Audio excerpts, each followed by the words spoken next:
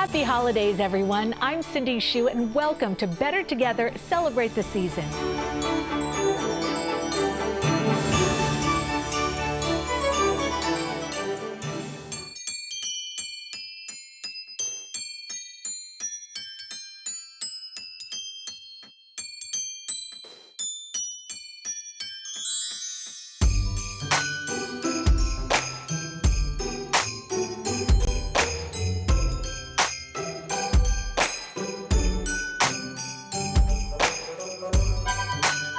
We want to wish the world a happy Hanukkah.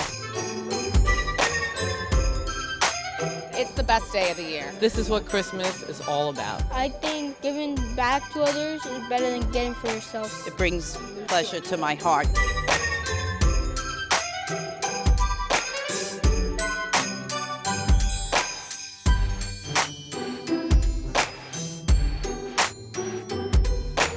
Peace and joy around the world. Remote control car. An Xbox. Say marshmallow.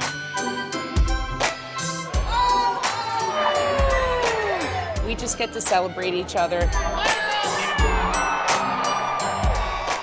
We're so glad to be spending part of this holiday with you as we look back at some of the stories that have touched our hearts and show how we really are better together. Stories about community, hope, and perseverance, highlighting the best of who we are. And of course, we celebrate the holiday spirit that always brings out the light within all of us. There's no better way to celebrate the season than to take a ride in Santa's sleigh. This one might look a little familiar. I'm Vanessa Murdoch, and for those sharp-eyed fans out there, those on the nice list, and let's be honest, those on the naughty list too, might recognize the sleigh from the holiday favorite film, Elf. Where has it flown to? Take a listen. Santa's sleigh. Declared a masterpiece by elf lovers, Santa's sleigh needed a little help from modern engineering to take to the skies in the movie. What is it? It's a Kringle 3000, a 500 reindeer power jet turbine engine. But the Kringle 3000 did not propel this iconic movie memorabilia to its post-premiere home. A generous donor helped it land on Long Island at the Halesite Fire Department. We were shocked. I mean, it's huge. Larry Northcote shared the story of how this 1-ton, 17-foot-long sleigh became part of the fleet, thanks to local Mark Bozek and his wife Susan. He was looking for a prop for a holiday party that he was having, so he'd been on this, he won it. Bozek shipped it from California. And after the party was over, he didn't know what to do with it, so he said, oh, be nice, I'll donate it to the firehouse. For 19 years and counting, the centerpiece of the holiday season here, the elf sleigh. It's actually became like a landmark. We have people coming down here all the time, taking pictures in front of it and doing their Christmas card. A special committee paints and polishes Santa's ride that still boasts the Clausometer and this. We have the original Kringle 3000. Wow. But now, instead of igniting, it's equipped with lights. And when it flies along the Huntington Holiday Parade route every year, Buddy the Elf is on board. For 10 years, Northcote played the part. Says his height and curly hair sealed the deal, but he volunteered to wear the leotard and drink maple syrup for the smiles. As for the elf sleigh, on display. In this world where we have so much turmoil, there's no turmoil here. This is just happiness. From the Halesite Fire Department to the streets of the Big Apple.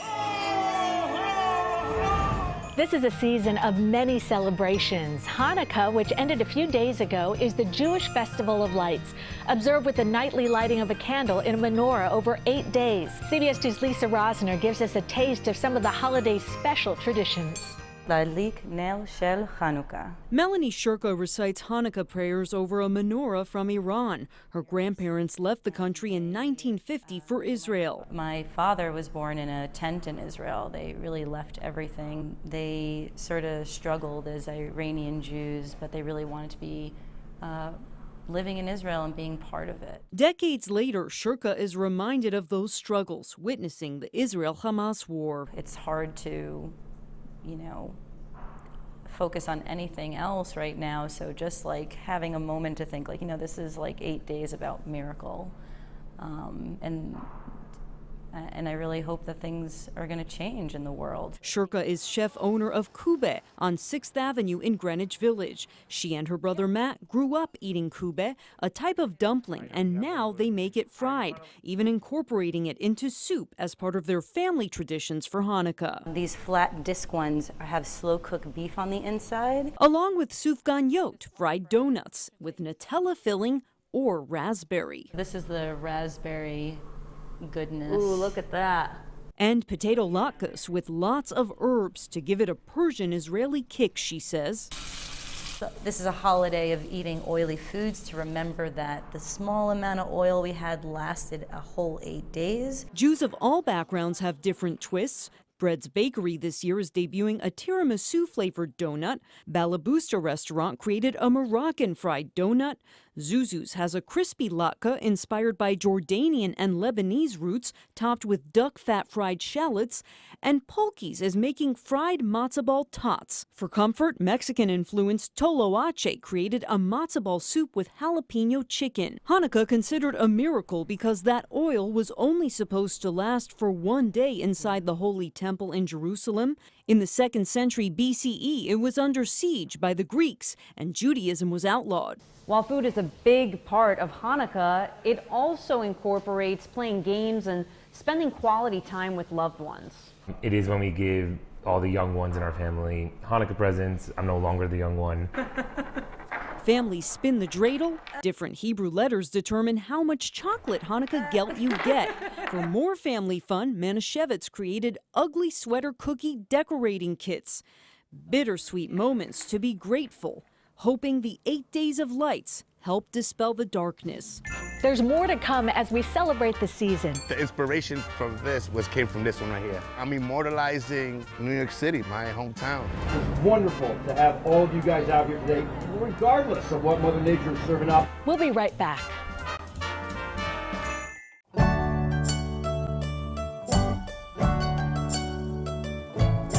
Welcome back. We are so glad you're joining us as we celebrate the season. We're taking another look at some memorable moments and segments from this past year. The people whose spirit and drive and talent are an inspiration to us all. Like this next story of a man who fought his way through some very dark days, only to discover his hidden talent as an artist. All this happened because of working from the heart. Crooked leg.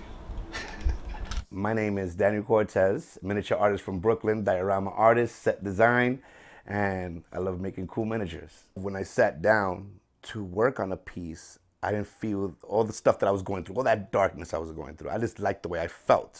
When you're going through anxiety, depression, and you're going through so many things, your back is against the wall, you feel like the world's against you. So I feel like God resetted the world, like on some, like, I did this for you. My mom, she sees these beautiful things, like, wow, you got some talent. You should throw it on Facebook. Yeah, she's like, ponlo en Facebook. You know, so right there I connected with her, like, wow, this, me going through everything I'm going through, now I'm working on art, now I'm connecting with my mom, something that I never had. The first piece I sold was, I think, an ice box, 30 bucks. And I thought that was like, what? I got 30 bucks to make a piece in a few hours, and wow, somebody paid me? The dumpsters, they're a little more complicated, so I'm like, oh, let's do 75. And I sold that one for 75, and this one for 150. Now we're going up. I made this yesterday, put it in the website, sold in 10 minutes, 2,500. This was a toy, and I just customized it and made it look like that. This is just a random gate with rust, graffiti. Some guy working over here. We don't take time to see the beauty around us. Like, when someone's depressed with anxiety and with so much stuff that's going on, that's ugly to them. But everything portrays beauty in everything. You just gotta stop and look. Look around you. Everything around you tells a story. My inspiration is taking a walk. Looking at the buildings, structures, look at that AC unit. How fun, look at that Easter egg right there. Somebody sees two cans holding the AC up. You see? It's all around you. Art is all around you. You saw the miniature trash can that had the pizza box, right? Kind of identical, right? Almost. The inspiration from this came from this one right here. I'm immortalizing New York City, my era, my hometown. I'm still working on this. I try to mimic the chipping on the blacktop, which we call it in the basketball courts in the street. This is Disco Fever. This is where Run DMC and a bunch of acts came and performed here. I try to trick your mind that when you come close with a camera, you won't know if it's the real thing or is this a miniature. Success is pretty cool. I want to be that voice, not to give up, because I'm proof. I've been there all the darkest times, and I got out of it. And it starts with you, because you can manifest everything you want, and it's going to happen unless you take action. Happy holiday. For some, the notion of better together can be challenging and even overwhelming. But some incarcerated men and women are finding their way by looking through a lens and seeing the best of themselves on the other side. I'm Jennifer McLogan with their heartening story. I didn't want to smile in this picture because I didn't think I had anything to be proud of. Shannon Barra, an inmate at the Suffolk Correctional Facility in Yaphank, says she now sees herself, her family, and the world in a whole new way. I learned what dignity meant to me, self-respect. I'm gonna start crying. Shannon among 14 women and 20 incarcerated men who were invited to join a unique photography workshop. This program changed my life. And the programs I do inside prisons or jails are around dignity. Photojournalist counselor Saskia Keeley personally led the group here for 4 weeks of classes. I want to be a catalyst for social justice, for restorative justice. Inmates ultimately developed revealing self-portraits. We were in class. We weren't actually in jail. We were outside. We were taking pictures. We actually had equipment. And it just seemed that everybody was more elated, just happier. Sheriff Errol Toulon brought artistry into the jail. My father taught me at a very young age when he was a warden on Rikers Island, and I asked him what did he do for a living. He said we rehabilitate men and women inside jail. Toulon says that is now his goal. Psychologists say there are 5 steps to incarceration: denial, anger, bargaining, depression, acceptance. And acceptance, say these inmates, led them on a path of self-respect. This program has made me such a stronger woman. I'm a lot more independent. And I actually smiled a little bit in this picture. Lessons learned, putting their jail time behind them, re-entering society with a renewed sense of self. Coming up, you still have some of the most magnificent people in the world that don't mind going above and beyond for a stranger. Here, everyone has the same level of vision, 0.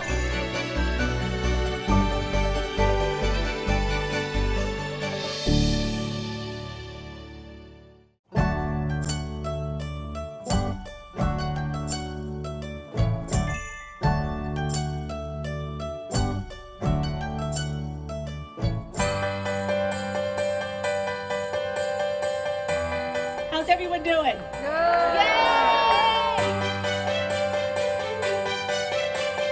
We must continue our work. Mental health is no joke. Check on your friends, check on your family. There are hundreds of people here. I'm walking in honor of my darling daughter. We're all affected by suicide. It's all about healing and surviving. You are part of the largest lupus walk in the world. We are so much stronger together. We're honored to be here at the Lustgarten Foundation's 23rd annual Long Island Walk for Pancreatic Cancer Research. There are thousands of people here. I'm here as a survivor. And I know that no one is going to give up, and we're going to continue to fight. There is progress being made through new research, educational programs, and advocacy aimed at preventing suicide. Look at this team, Justin rocks. I've been 21 years cancer-free. How much money are you guys raising for the Valerie Fund? Over $30,000. We're really proud.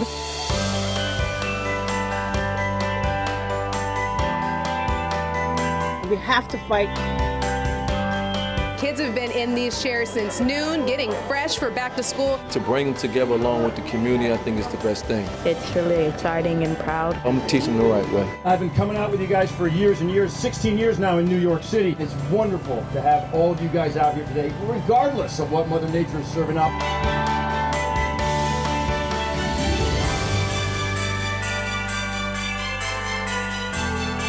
Thank you for being here. Thank you for walking. Thank you for your hearts. A huge thank you to the thousands who walked and supported these important causes with us. Your heart, spirit, and generosity makes a profound difference to so many.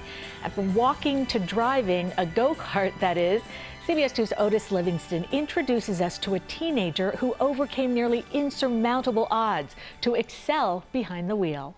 It may not look like much, but what you're seeing is a miracle. 13-year-old Marnie Graves walking with me on the campus of the Master's School in Dobbs Ferry. A miracle because when she was younger, her parents received some devastating news. We had some people say, you know, they don't think she'll ever run or walk, and that's scary as a parent. Come on, Miss Marnie, come on. The official diagnosis was Marnie was one of 18 million people in the world with cerebral palsy. It would be an uphill battle, but the Graves were up to the challenge. Nice job, honey. My wife and I decided to prove everybody wrong, you know, and we put her into dance class even though she was on the floor. We put her in swim class even though she sank. We put her in taekwondo even though she couldn't punch or kick. My dad is one of the biggest support people that I have.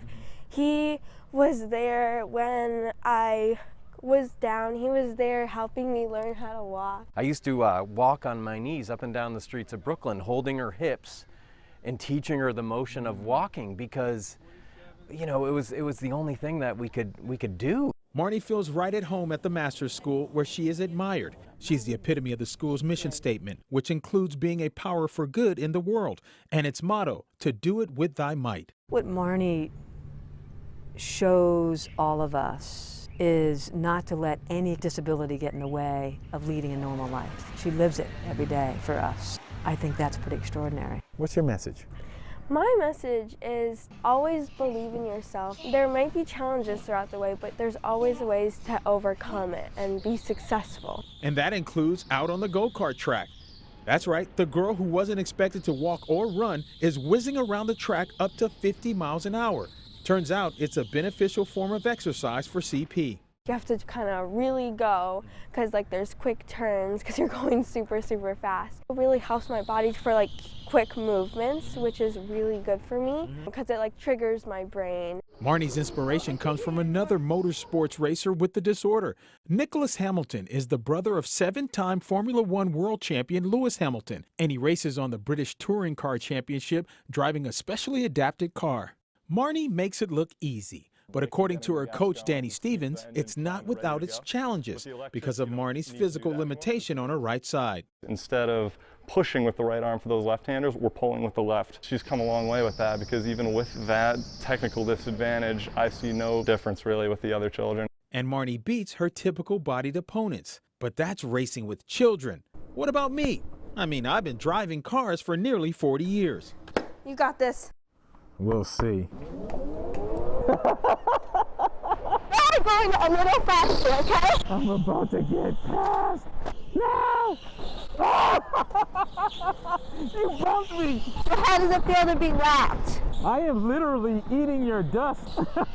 When you think your child might not walk or run, and then you see her racing around a track at 50 miles per hour, proves that the human spirit is incredible. And if you put your mind to it, you know, I think anything's possible. Maybe things might be hard along the way, but always believe in yourself and always think about how special you are. Happy holidays. I'm Jessie Mitchell. It may be months before we can celebrate the season of baseball, but the lessons from the sport are ever present, especially in this story, where players turn an incredible challenge into an opportunity to show how we really are better together. Play ball! At a clinic in Central Park, the Lighthouse Guild and the U.S. Blind Baseball Association help new players beat the odds. Here, everyone has the same level of vision, 0. Wearing blindfolds, players navigate bases, each making a different sound to signal which direction to run. Our goal is to get our runners to make it from home plate to first base, running at full speed with a mask on in 11 seconds. How scary is that? It's pretty frightening. Coach Ed Plumacher discovered the sport after losing his sight at age 49. Last year, he helped lead the national team to bronze in the International Blind Baseball Cup. Teammate Kiana Glanton makes it look easy. Within 3 months of picking up a bat, the mother with partial sight was one of the top hitters. The first time you run like Frankenstein, you literally put your hands out because you're scared. I mean, think about it. I'm going to tell you to run as fast as you can without seeing. Her daughter inspires her to overcome that fear. I think about what my daughter must be seeing, watching her mom. And then I run as fast as I can around those bases. With more than 200,000 visually impaired people across New York City, more access means more opportunities for success. The Lighthouse Guild Lightning. The Lightning launches as the USBBA encourages other states to build baseball programs for better competition throughout the country's blind community. It gives New York another sports team to root for. This is all about access and inclusion. I don't see smiles anymore, but I can hear it in voices, and that's a wonderful thing. Another group who has overcome the odds, a professional video game team. It is serious business with dedicated players. CBS 2's Maurice Dubois introduces us to this group of quadriplegics who are making a big mark in the esport world and helping themselves at the same time. We are the first ever totally quadriplegic esports team. Right there, Shaq. Meet the Quad Gods. Blake Hunt, Richard Jacobs, and Prentice Cox are 3 members of this 6-person squad. After the injury and everything that happened, this definitely was a blessing, to change your outlook on the way things go in life. Playing with adaptive controllers, some using only breath and head movements, the Quad Gods hold their own in competition. Make no mistake, their goal is to win, but they also know there's much more at stake than just a victory. Just seeing the Quad Gods change their life, and they're close to checking out, and just being able to talk to him and talk to me through streaming and talk to, the other teammates, it changes people's lives. Changing lives is also a goal of Dr. David Petrino, Director of Rehabilitation Innovation for Mount Sinai. He's been working with the Quad Gods for about 5 years, earning him a unique nickname. Yes, I am in some circles known as the Quad Father, yeah. It started when he was working with patient Chris Scott, who was struggling to cope after a skydiving accident left him paralyzed from the neck down. Dr. Petrino discovered Scott's love of video games and saw his mastery with a mouth-operated controller, also called a quad stick. More importantly, he understood the sense of purpose gaming allowed him and brought in other patients to engage and ultimately benefit. In order for the brain to actually change itself, it needs to be engaged, it needs to be excited, and gamification can provide all of that. I'm thinking, I'm going to play this game by any means necessary, not even realizing that mentality was also helping me build my muscle memory back. I couldn't even pick up a cup and drink water on my own. I had people physically standing next to me with a cup and a straw in my mouth like I was a baby. Jacob says he usually plays with a weighted controller with special grips. If it's too light, I won't even be able to tell that I'm holding anything. Hunt uses his hands, not fingers, on a specially engineered device. But essentially all the buttons there I have here in front of me, so I can use every button in the game the same. And for play on this day, Cox has been able to adapt a commercial controller. I'm able to use certain buttons quicker than others, but like I said, I make it work. The Quad Gods logo has wings to honor Chris Scott, who died in 2019. The team says they play in his honor with fun, purpose for rehabilitation, the motivation to compete, and more. We're now creating an everlasting Quad God family, even that hopefully when we are gone, those people we leave behind will continue to grow our family and make it something that lasts. My wish is that they're not just a team, they're a movement. There's more to come as we celebrate the season. It was everything I could have imagined. And later. Everybody's up early, everybody's turned out.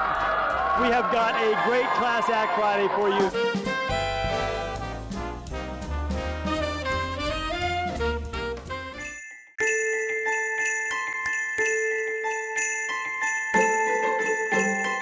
I'm Allie Bauman wishing you a happy holiday. As we celebrate the season, one way to show that we're better together is through generosity of spirit. And this inspiring story of a life-changing gift might be the ultimate expression of that sentiment. Our story begins in 2021 when we first met NYPD officer Vadrian Alston, a mother of 2 with renal failure in dire need of a new kidney. So I'm just patiently waiting. That story aired around the country when Brooklyn native Sophia Jackson happened to see it on a TV in Maryland. She was compelled to donate her own kidney, and even though Jackson was not a match for Officer Alston, by donating on her behalf, Alston was able to move up on the waiting list. If I can help, why not? On Tuesday, on behalf of the entire NYPD, we say thank you for giving the gift of life, the gift of hope, and the gift of optimism. 3 months after Officer Alston got her new kidney, she sat in police headquarters gripping a bouquet of flowers, anxiously waiting to meet the woman who saved her life. Count to 5, because in 5 seconds, you're going to meet Sophia Jackson. It was just finally nice after watching your story and listening to your interview to just finally be able to meet you in person. Thank you. Thank you. I can't wait for my children to meet you. Just to show my children that, you know what, even though we live in a world where it's just totally crazy, that you still have some of the most magnificent people in the world that don't mind going above and beyond for a stranger. And what you did is just living proof of that. Jackson says she never wavered in her decision. What was it about seeing her that made you decide, I'm going to give my kidney? Her optimism, actually. And that optimism never made Alston doubt this day would come.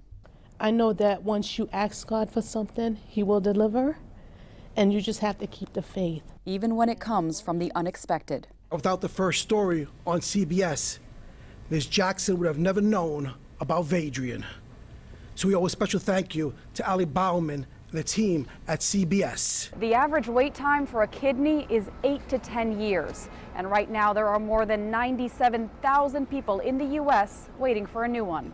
Some people feel as if when they donate the organ that it's going to prohibit them for living a normal life, but it doesn't.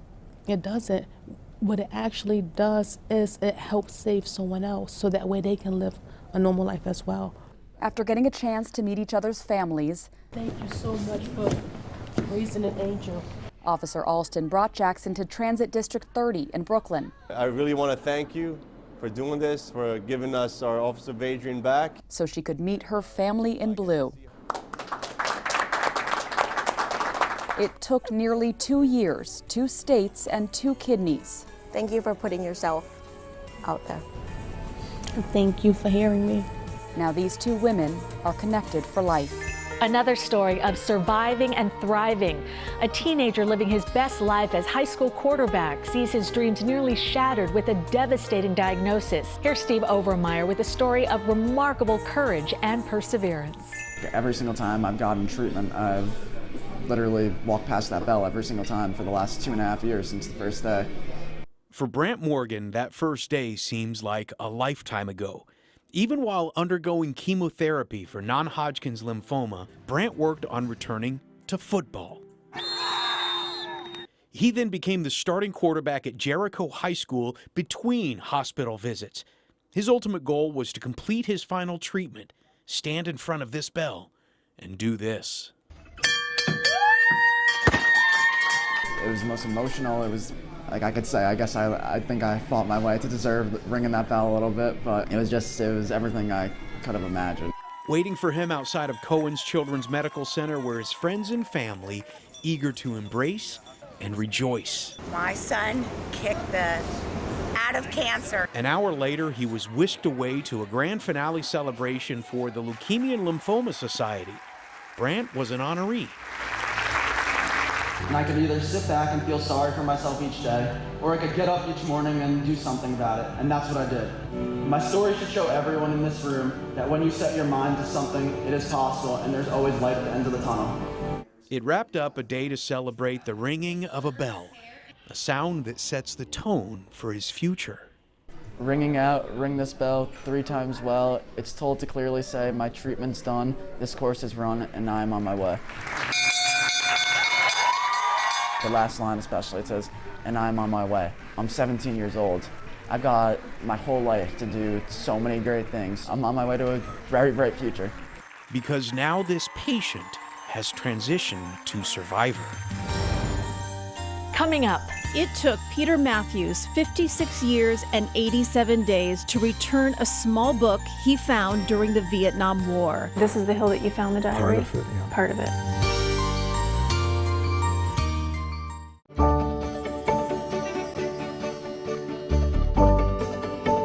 Welcome back to Celebrate the Season. I'm Cindy Hsu, and we hope you're enjoying a wonderful holiday. Now, this is the time of year for gift giving, and this next story is one with a gift nearly 60 years in the making. CBS 2's Christine Johnson with an amazing story of a diary found on a battlefield and returned to a family and country decades later. I must say that besides having children and being married, that it had to be one of the best days I've had to return the book. It took Peter Matthews 56 years and 87 days to return a small book he found during the Vietnam War. A beautiful diary left behind after an ugly battle in Dak To.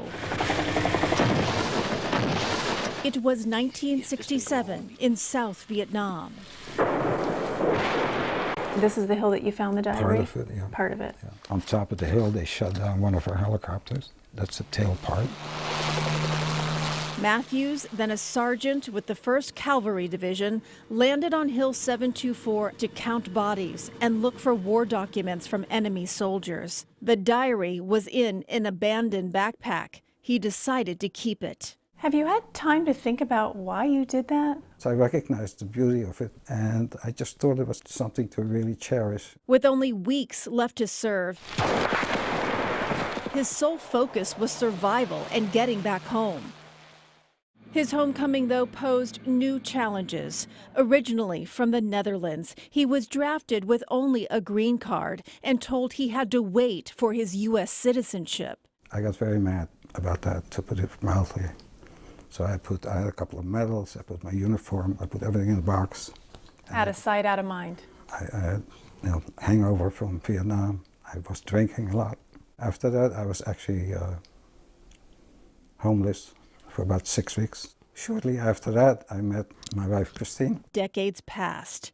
The 100-page diary remained mostly hidden away until he spotted something familiar at a client's home. He had one of those typical Vietnamese hats sitting in his office. Matthews asked if he could help find someone to translate the diary, but still no idea who it belonged to. Turns out, the answer was there all along. It's got his name, his sister's name, his mother and father's name, his full address. And what did you think at that point? I knew I was going to give it back to them. That must have been a very emotional day. Yes. I still choke up a little. A story of his search eventually got the attention of the Vietnamese government. Within days, the soldier's family was overcome when they got the news. I got a call, it was about 3 o'clock in the morning, to turn on my iPhone, and I could watch them for the first time. They were showing the pictures of the booklet. Matthews and his wife were on a plane to Vietnam within a month. I want to know how it felt to have the diary in your hand and then pass it over to his sister. It's like I handed over a cinder block. The owner of the diary was Cao Van Tuat, just 21 years old. His body never recovered.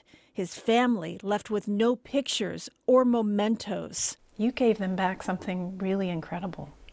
I think so.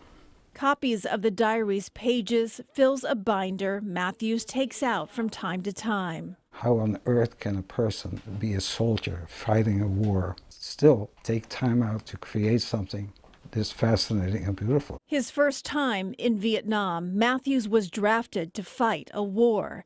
His second, he brought one Vietnamese family peace. I mean, it's a fairy tale ending after all these years. It's everyday people that are food insecure. I enjoy giving back to the community that we're out in every day. It means helping out one another. Have Connor brought into the world by the same doctor that delivered us. It's just a very sweet story. We'll be right back.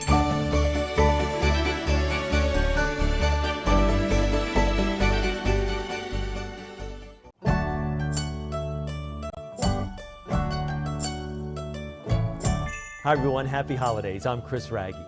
Over the last year, I've had the greatest time traveling to schools all across the tri-state area for our Class Act series. We highlight tremendous teachers, programs, and great student bodies at these schools, and we highlight the different things that they're doing to make our communities better. It is truly the definition of how we're better together. Are we excited? Chris Raggi is live at James Madison High School in Brooklyn. Hey, come on with me. What do you think? Whoa! Look at everybody lined up, ready to go here this morning.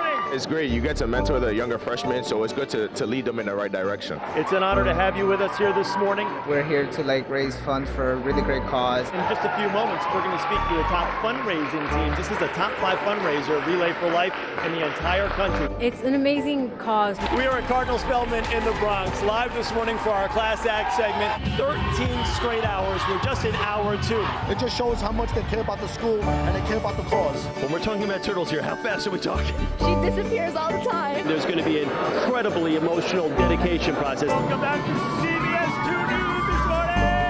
Talk about a birthday celebration. Everybody's up early. Everybody's turned out. We have got a great Class Act Friday for you here from Brooklyn with every one of these that we do. Each time, the schools bring it more and more. Any parent will tell you the greatest gift is their children, most of the time. CBS 2's Vanessa Murdoch has the story of a Long Island doctor who delivered a baby whose parents he also delivered 33 years prior. Meet 9-day-old Connor and his proud parents, Kathleen and Joe Brown. He's the best. Yeah, he's been so sweet. His older siblings, Megan and Scott, beam with joy in his presence and learn something new about him every day.